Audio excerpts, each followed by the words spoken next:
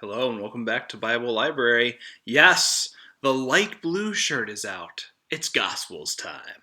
Now, the rest of the week we're going to be looking at the four Gospels: Matthew, Mark, Luke, and John.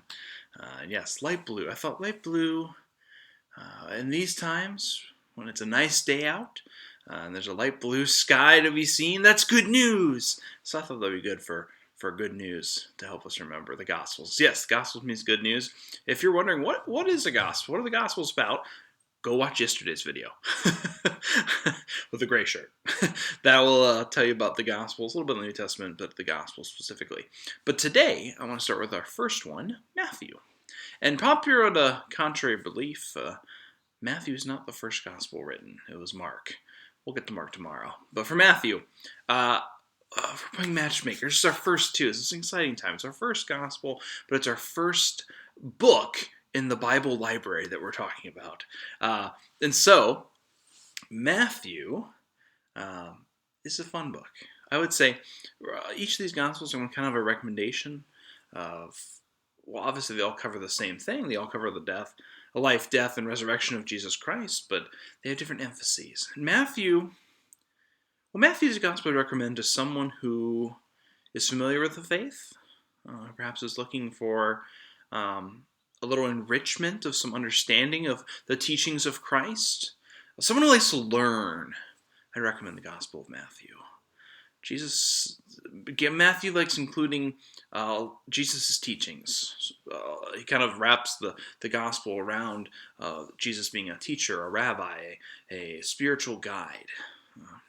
There aren't as many touchy-feely stories in Matthew, but there's a lot of good, unique, rich material as well.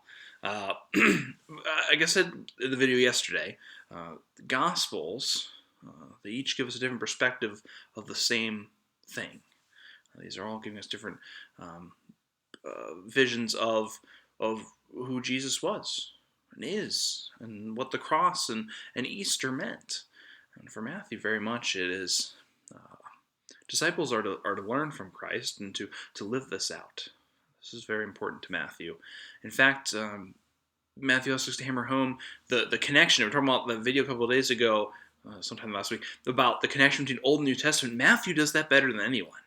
Matthew is constantly pointing out how Jesus is connected with the Old Testament scriptures, that he is the Messiah, the one fulfilled.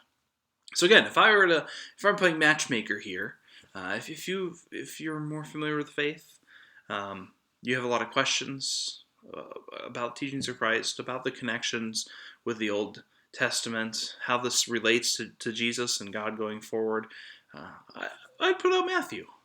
And I think too, if you need, how do I put this, a little more tough love in your discipleship, a little kick in the pants, I'd recommend Matthew. Matthew doesn't beat around the bush. So, I hope that was helpful. And again, with all the Gospels specifically, I go really in depth with those in the Gospel Bible Study series. If you want something a little more in depth, about 45 to an hour each, check that study out. That's on our YouTube page as well. But for this, I'm just doing a general overview. But yes, also, I want to do, what would you expect to find in the Gospel of Matthew? Well, you're going to find, you get part of Christmas, so Christmas is only two Gospels, so you'll get the teachings of Christ. You will get some popular highlights. A Sermon on the Mount is a popular teaching of Christ that's in there.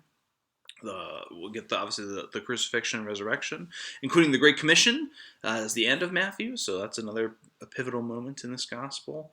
But yeah, if you're looking for a book of parables, I'd give you the Gospel of Matthew. So if that is your match, go enjoy. If you're still looking, don't worry. We have 65 more books to go, including 3 more Gospels with Mark tomorrow. So see you tomorrow.